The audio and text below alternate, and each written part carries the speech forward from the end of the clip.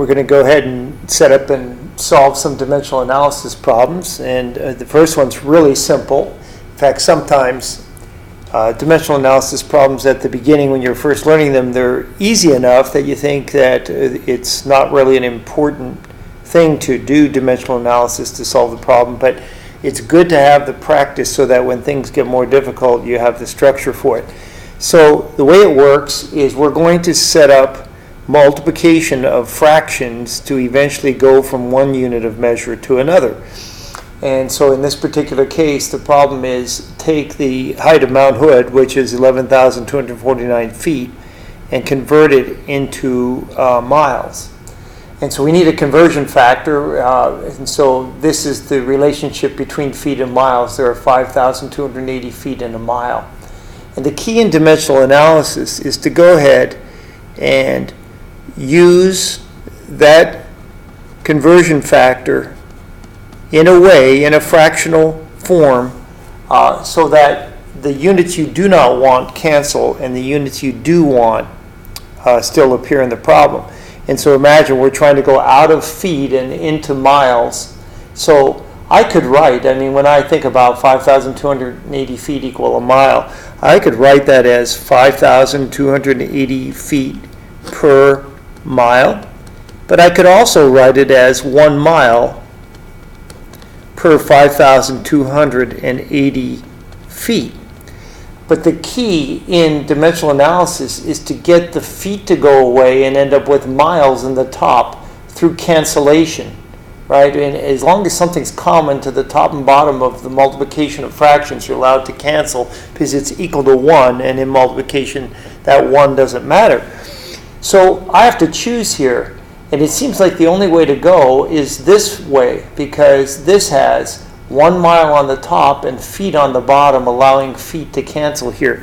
So when I multiply by 1 mile over 5,280 feet, really two things are happening. Number one, I'm multiplying by a form of 1. 1 mile and 5,280 feet are the same distance. That's why I'm allowed to multiply at all. I'm not really changing the value of this overall fraction, right? But I'm changing its form from feet into miles because feet cancel here.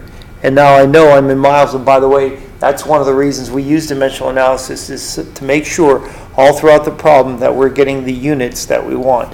And so now all that's left is a little calculator work. And so I'm going to go ahead and take 11,249 feet and I'm going to divide by 5,280. Trying to get that calculator in a place where it's not in the glare there. Okay, so we got here 11,249 divided by 5,280.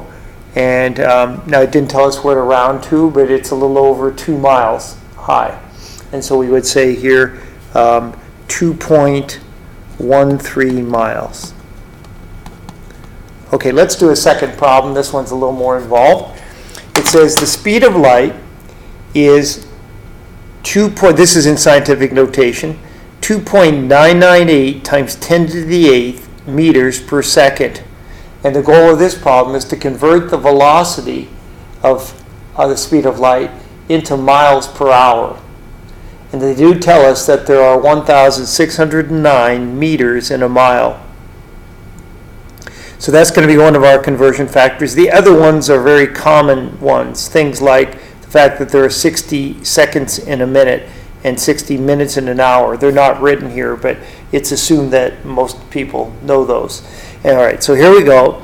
We're going to start with, and by the way, this problem is a little different than the one up here. Here we did not have a rate. We didn't have some amount per some amount of something, like in this case, meters per second. So we just put this quantity over 1 just to make it a fraction so that we can multiply it by the unit rate fractions that go through the rest of the problem. But on a problem like this, you're going to go ahead and say that there are 2.998 times 10 to the 8th meters per 1 second. You want to break that up into a fraction, right, where it's meters per second. You don't want the meters per second to be in the numerator. It's meters in the numerator, seconds in the denominator. Okay, now we're going to multiply. Well, we want to eventually, it says, go into miles per hour.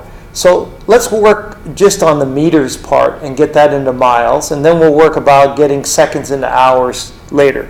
So if I want to go out of meters and into miles, it makes sense that I need to put the meters part of this conversion factor on the bottom and 1 mile on the top. I could have flipped it over. It's true that 1,609 meters per 1 mile is equal to 1 mile over 1,609 meters. But the reason why I organized it this way in the problem is this will cancel, meters cancel. And right now, if I didn't do anything else, I'd be in miles per second, but I want miles per hour. So I think about the fact that there are 60 seconds in a minute, and I'm going to put the 60 seconds in the top. The reason being is seconds will cancel that way, and I am now in miles per minute, and I'm only one step away from being in miles per hour. So I'll go ahead and multiply this time by 60 minutes per 1 hour. And again, the only reason I put the 60 minutes in the top is to get it to cancel here with minutes in the bottom. And by the way, this is the main reason we do dimensional analysis, is if a process gets lengthy, we know that we have the right units because we have miles and hours as the only units that didn't cancel, and I'll be in miles per hour. All I have to do is the calculation. Let's leave this 10 to the 8th alone for the end of the problem. And let's do in our calculator 2.998 times 60 times 60 divided by 1,609, because any numbers that are in the numerator get multiplied and any numbers that are in the denominator are division. They are divisors. So I'm going to go ahead and try to do this all at once in my calculator so you could just follow along with me here. Okay, so let me clear this. And I'm putting in 2.998. We'll worry about the 10 to the 8th later on. Times 60 from right here. And then times 60 again. And now I'm going to divide by 1,609.